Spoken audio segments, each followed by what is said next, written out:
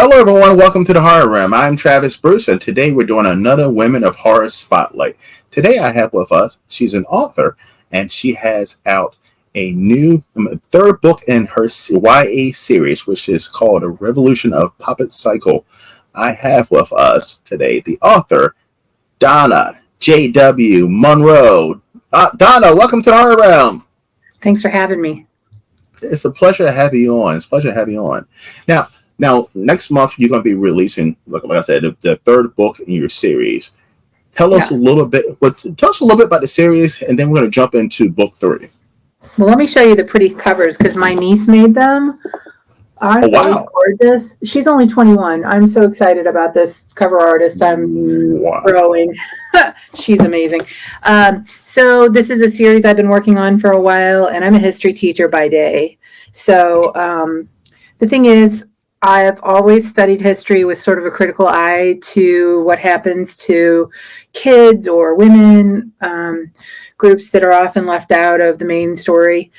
So this is an examination of what happens when you can make people into whatever you want them to be as far as meat machines. And, you know, the sort of dissociation that you have to have when you own a person. My poppets are the recently dead. They've been chipped and repurposed to do all the labor of this dystopian society. They're not supposed to have any feelings. They're not supposed to be anything other than a meat machine that does what they're programmed to do because they're dead, right? But my main character, who is this girl, has a poppet that she keeps like catching doing things he's not programmed to do. And she thinks there's more to him, and she shouldn't because she's being raised to be the heiress of this empire. So the first book is about her sort of figuring out what's going on. The second book is about her running away. It's called Runaway. And then the third book is called Revolution. You can probably guess it's the big climax. So yes. All right. So being a writer and also being a history teacher. Yeah. What made you decide to go, you know what, I want to do a YA? Is it because you're a history teacher and you work with students? Yes. I love teenagers. They are so cool the way they think. They're not trapped by a lot of the walls that we adults put up and pretend like actually exist.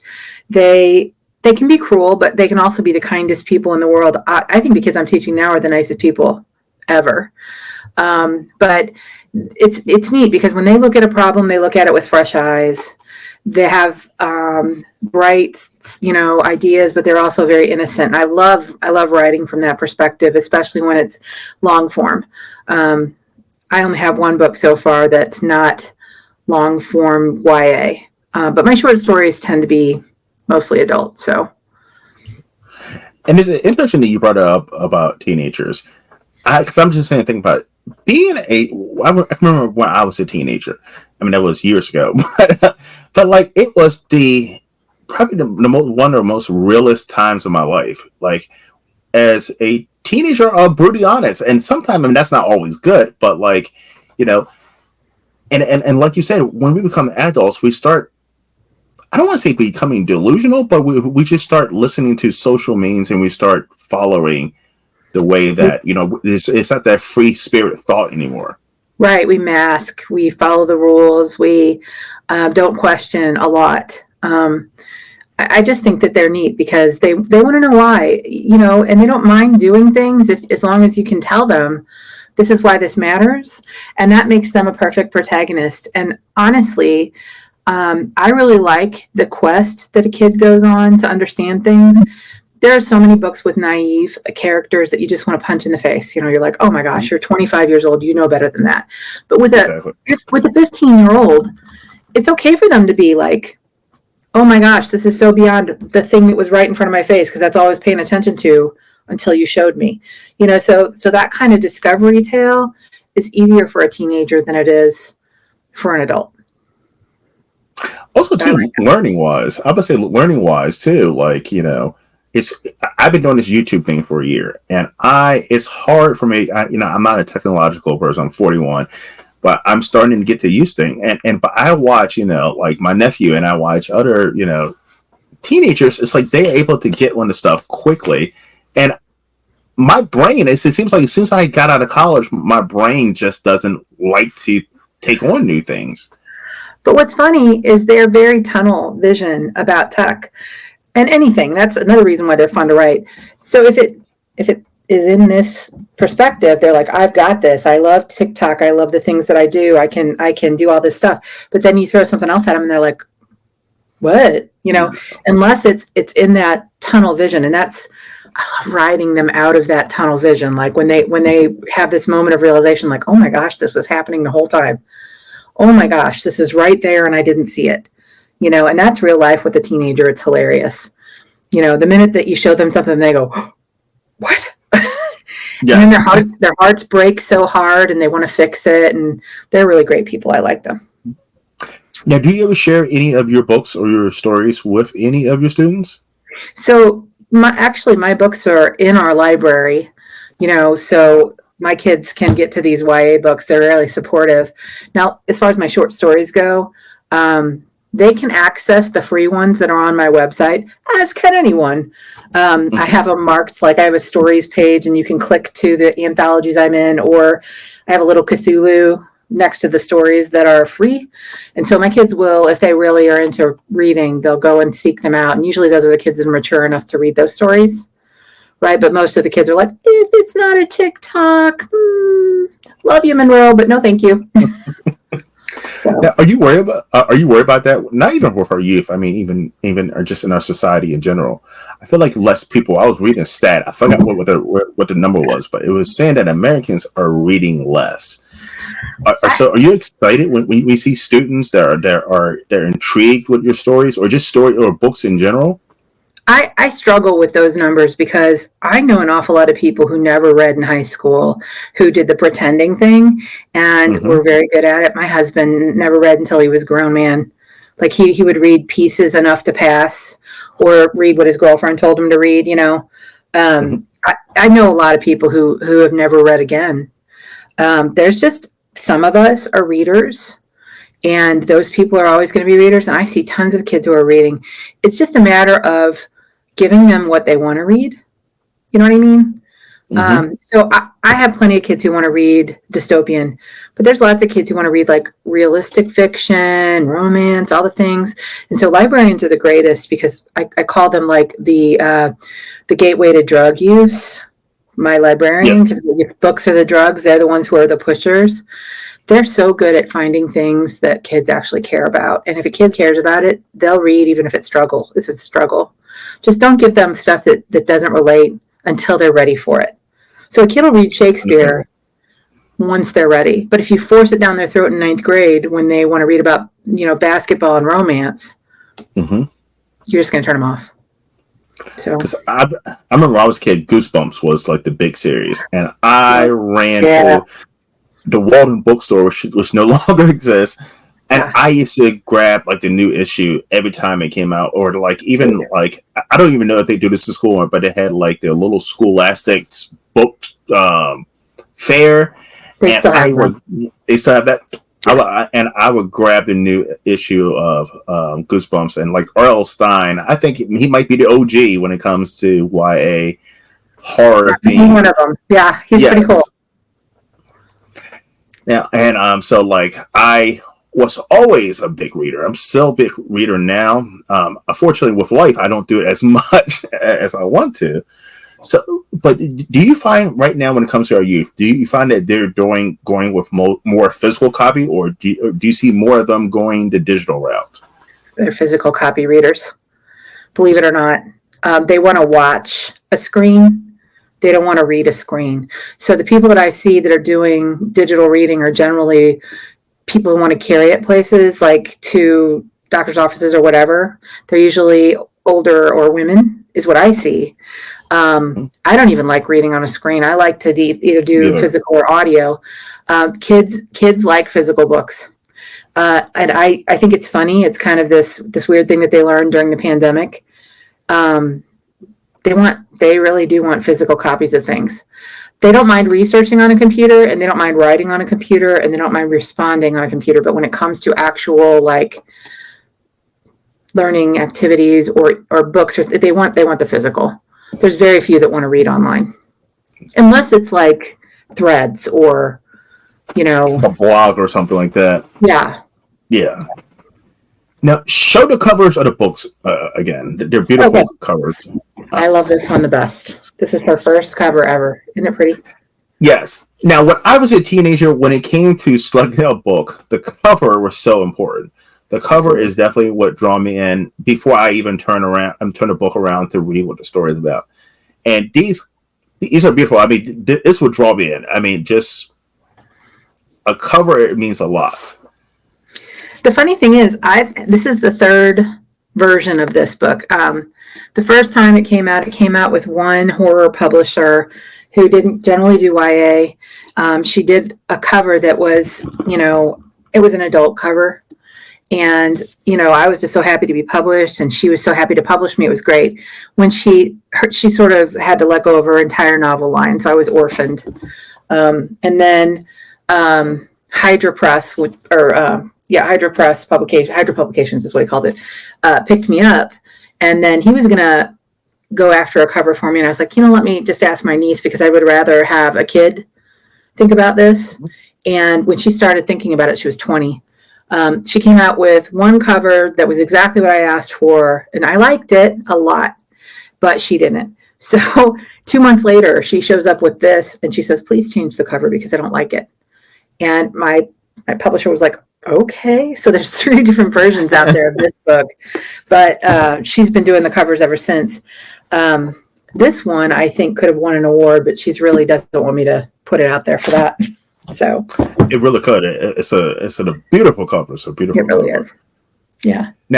Now being a writer. So this is a writing question. So being a writer, like right now, this is, and I say it all the time, this is the best time to be a writer, especially an indie writer. There's so many small presses, publications. You can even do self-publishing. But what are some struggles that you have experienced or seen when it comes to being an indie author right now? Yeah, I couldn't self-publish so far. I don't feel comfortable with it. I have a friend who's a business-minded man who has made money off of publishing a series of fantasy novels, Blake Huddleston, and he wrote this massive series. The first one's called Into the U. That's a fantasy series. It's gorgeous. He managed the whole thing. He's got a mind for that, and the explanation that he has about how to actually profit, it's darn hard. Most of us are out there barely making any money on the books. I didn't feel comfortable doing all the things myself because there's just so much to it. And so I was really glad to get help from Hydra Publications with like formatting, which is not a skill I have. Working with Amazon, not a skill I have, right? I may self-publish at some point. Those folks really are like striking out on their own, but it's so hard to profit on that. You have to be a guerrilla marketer. There's just a lot to it. Now, would I change it? No, because for the first time, we have such great stories getting out that the big guys would never pick up. Exactly. And people are working their way up through the ranks that way. Working up into, first into like a small publisher, then into a middle level publisher, and then into sometimes big publishers like Eric LaRocca is just, burning through publishers like crazy, prolific guy. But I mean, honestly, he has moved up super fast, and it's because there's that flexibility inside of publishing right now. When you get underneath that top level, what are they now? Big 4? Mm-hmm. It used to be Big 5. I think it's 3 actually. I think it's 3 now. Actually, yeah. I think it's 3 now. Yeah. Oh yeah. I every once in a while I'll try to send something to them. They'll put out an unagented call. I don't have expectations on that. Yeah. I'm just real happy to find a supportive, medium-sized press is great for me. Mm-hmm. Yeah, but I think it's great. There's something for all of us. Yeah, and like you were saying, like there's so many, like it's a horror reader. I'm getting to see, because you go to a bookstore, you see Stephen King, you see Dean Koontz, you see the usuals, but you don't get to see those new authors out there. And I'm excited though, like people that you normally wouldn't have seen break through or breaking through. So like Gwendolyn Christie, Hmm. She is doing amazing, amazing things, and I see her in Barnes and Noble now. You know, Yeah, I mean, like, that's awesome. it Um, is. yeah, Lucy Snyder, who is, if you haven't read Lucy Snyder, she's freaking brilliant. You cannot go wrong with anything that she's written. I knew her when she was self-publishing, and now, like, she's pretty far up the chain with publishers, and she's winning awards, and she's doing great stuff. It's really cool. And I'm loving it. And I know a lot of people badmouth Amazon, but Amazon has been great also for, I mean, just, not even with the self publishing, but just getting, authors' books out there and getting, readers to introduce them to individuals and stories that they would have never been able to find normally in a Barnes and Noble or a Walden bookstore. That's true. They absolutely are this open marketplace that we can all access, and I'm glad to work with them. I do. I also think that there are people that are stealing on Amazon. There are people that are putting out some serious junk.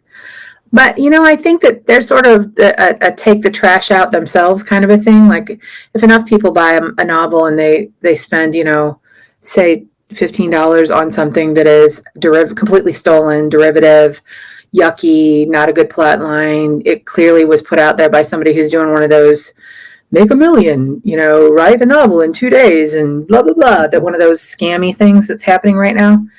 I mean, eventually they're going to get themselves blocked for that. But it sucks for the rest of us when they draw away from people who are actually working really dang hard. I agree. Because I mean, that's something that I've noticed with, just indie horror in general. It could be from films to even, books. The product, I'm not saying the product is getting a little watered down because unfortunately there's so much crap that's being tossed in. I would say that in the nicest way possible. There's a lot of crap being tossed in there. And because there's no gatekeeper, anybody can get the stuff out there.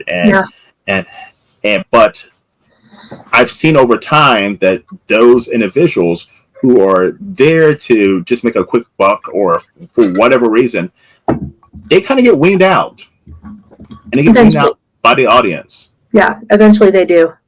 And I'm glad, there's so many really good writers I know that haven't had a big break yet, who are struggling to find an audience. That's the hardest part, is finding your audience, I think.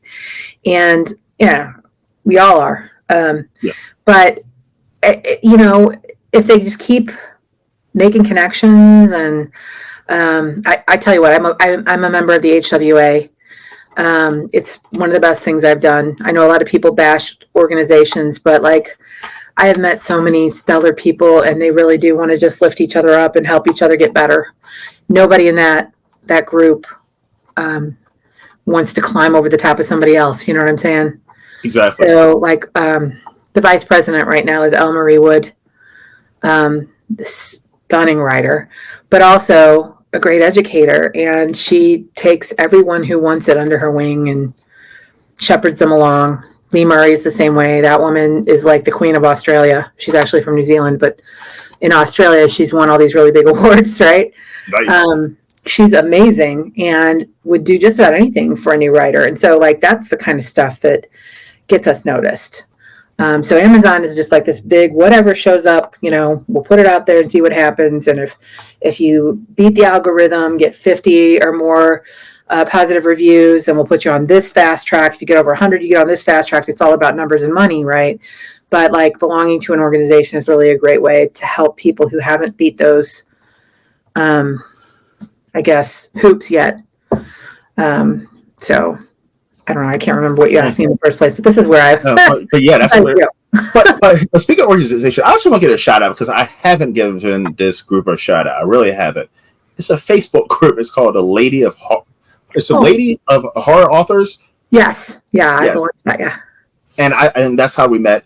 And I want to thank that group. I mean, because that group is amazing. And if you're a woman horror author right now, you definitely need to look out for that group. I mean, because the support I see, I'm a part of the group, even though I'm not a woman, but I'm a woman author supporter, and the overwhelming amount of support and sharing each other's work is absolutely amazing. And I joined a group a couple months ago, and I put an ad out, and I have received, feedback from so many women authors from across the world. You're talking about Australia. I've had several Australian horror authors come on, and all across the world. And I'm like, wow, this is amazing that, this is spreading worldwide. It's a wonderful group. It really is. There are quite a few good groups like that for writers. That is a particularly effective one, though. Some of them, after a while, get kind of icky, but that one absolutely is not. So I definitely think that one's a good one to join for sure. Yes. So I mean, networking is definitely important. I mean, in whatever business or community you're in, you definitely need to network and just bounce ideas off each other. Absolutely. All right. So, Donna, I have a question. So, have you always been a horror fan? Pretty much. Okay, so the path to horror starts with fairy tales, right? It really does. My dad, actually, he's passed a while back now. The greatest person I've ever known. He really did groom me to be a horror person from day one. So he was telling me real fairy tales, not Disney-fied fairy tales. He was reading me real Mother Goose. Like, he would go out and find the old stuff. He got me into mythology, which is horrific. Love it.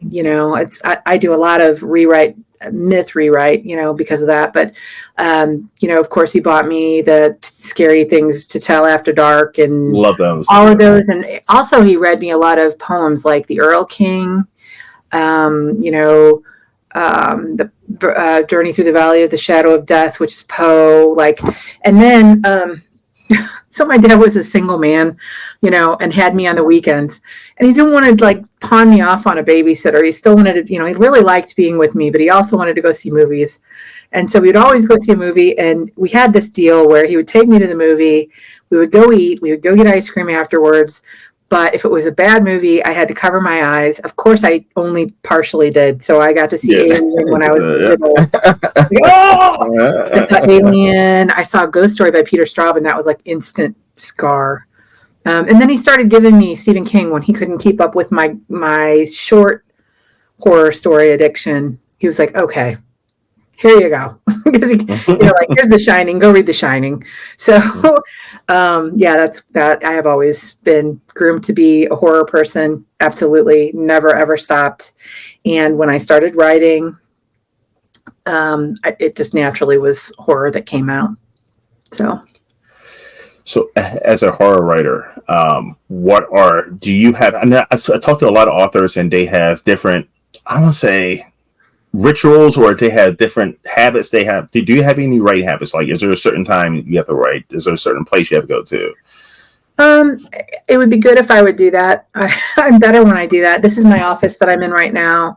When I am writing a novel, I write in the office every night for at least an hour after school. I'm retiring next year. So thanks. I'm retiring to be a full-time writer. So I'm going to try to do the Jonathan Mayberry schedule, which is all dang day. He gives himself 5-minute breaks to do social media. So, but for me, I'm really very good from 8 until noon, and then later at night. In the middle of the day, my brain is mush. And sometimes when I'm at school, if the students are busy, I'll get on and type a little bit, if they're engaged in a project or something like that, because that's a good time for me.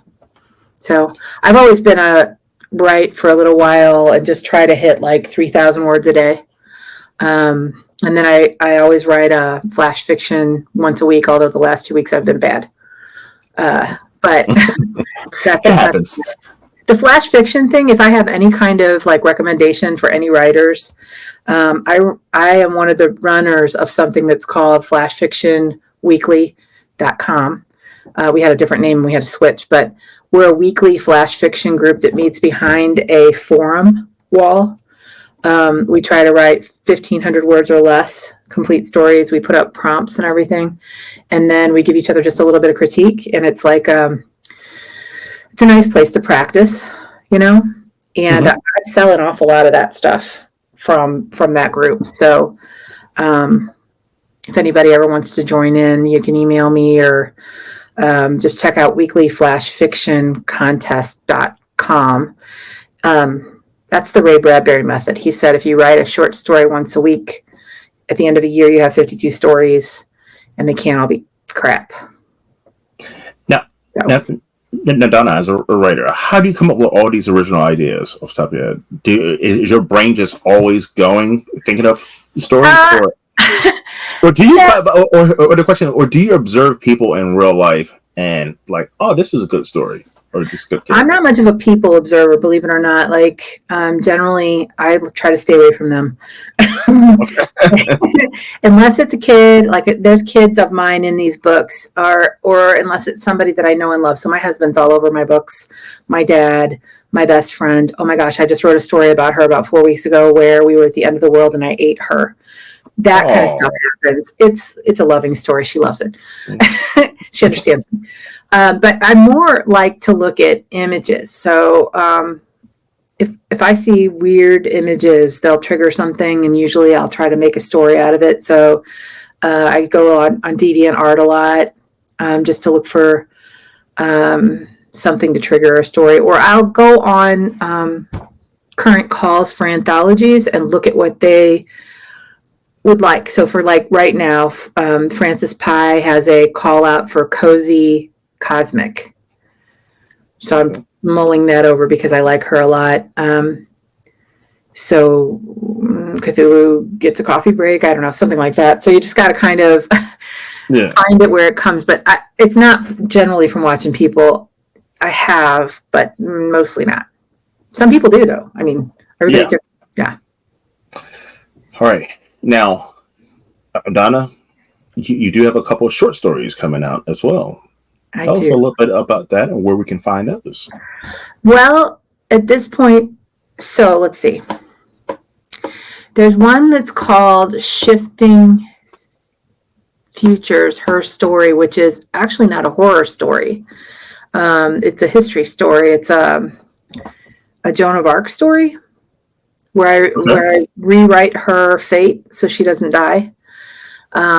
That's coming out later this year in a really big anthology launch. I would point people to, there's a wonderful horror anthology I was in that came out. It actually came out last year, but I'm so excited about it because Jamie Flanagan wrote the intro to it. And I got to talk to him recently, and he told me how much he loved my story. Love it. Yes, Jamie Flanagan. If I weren't married. Anyway, don't tell my husband that. But it's a monster book, and it's really a strange one. It's called Novus Monstrum. And the editors are amazing, and the stories in it are just top notch. Like if somebody wants to get a super, super cool anthology, that's happening. Coming out here, let's see. I've got like 3 or 4 things coming out in the next month, but like at this point I've moved on and I'm like thinking about the stuff that I'm trying to sell right now. Oh, yeah. So the best place to find out when something comes out is either on my website, which is donnajwmonroe.net, or on Facebook. If you Facebook friend me, I announce them when they come out. So I know it sounds really dumb, but I do kind of lose track because I've got at any given time 60 things out for submission and like 12 things that have been accepted, and I don't know, like they're stacked. So another one that's really good though that came out this last year was Shakespeare Unleashed. That was a huge anthology that was up for the Stoker, and it's also, I think it's up for the big British award that's like the Nebula. Maybe it is the Nebula. Is the British one the Nebula? Anyway, so I have a story in there called Nothing Like the Sun that's about Rosalind's story, the one that Romeo threw to the side for Juliet. But there are such great stories in there. There's such really, really big names. I'm so proud to be in that book. And the editor, every time he puts out a book, James, I'm going to say his name wrong, Aquilian. Aquilian. Every time he puts out a book, it's a piece of art. Like, it's just so well. Really? The images, the books, the people he chooses, the interstitial stuff, they are beautiful books. Well, I just wrote his name down. I'm definitely going to check that out. Yeah. Oh my gosh. You should follow him. He just acquired Kolchak, the character. Mm-hmm. Remember, I don't know if you know this, but he was an occult detective back in the 1970s. Also, really? Yeah, he's doing all sorts of cool stuff with that character, who is like a proto X-Files, proto Black Mirror kind of thing. Oh, see, that's up. That's up. Cool. And this guy is such a neat editor. I'm just going to tell you, every single thing he puts out is top notch. So. Awesome. By the way, everybody, down in the description box is Donna's website, so please check that out and check out some short stories, and also keep up to date and follow her on Facebook for any new projects that come out. Donna, where can everyone find you besides Facebook and your website? Do you have Instagram, TikTok, any of that good stuff? Oh, I would really like to be better at this. I'm retiring, so I hope to be. I do have a TikTok. It is ridiculously bad. I'm on Blue Sky. I have a Twitter. It's echoes in there like crickets. I'm barely ever on Twitter because of Twitter being stupid, but I'm trying to get better. Facebook is my playground. I'm on there 80,000 times a day just because I'm an old lady. But because my kids, I got to get on TikTok. I'm trying to do that. Yes. I go to a lot of conventions, especially in the Midwest. There's one coming up in October called AuthorCon that's happening in St. Louis, which is my hometown. It's drawing in like 100 authors from all over the United States, some pretty big names. If anybody's interested in coming to that, it's also going to have writers' workshops in the background, I believe. But it's a great place to get to meet some really big authors. Also, I go to one in Chicago that is called Capricorn. It's a fantastic convention. It's a spec-fic convention, and I do a lot of programming there. So that's another good one. Nice. Yeah, I'm going to be in Chicago November for Day to Dead convention. So. WindyCon is in November as well. That's another spec-fic con that's pretty good. All right. Well, maybe it's out there at the same time. I'll write this down. Yeah. I try to hit as many cons as I can. By the way, because I love cons. Also, too, for content for the channel.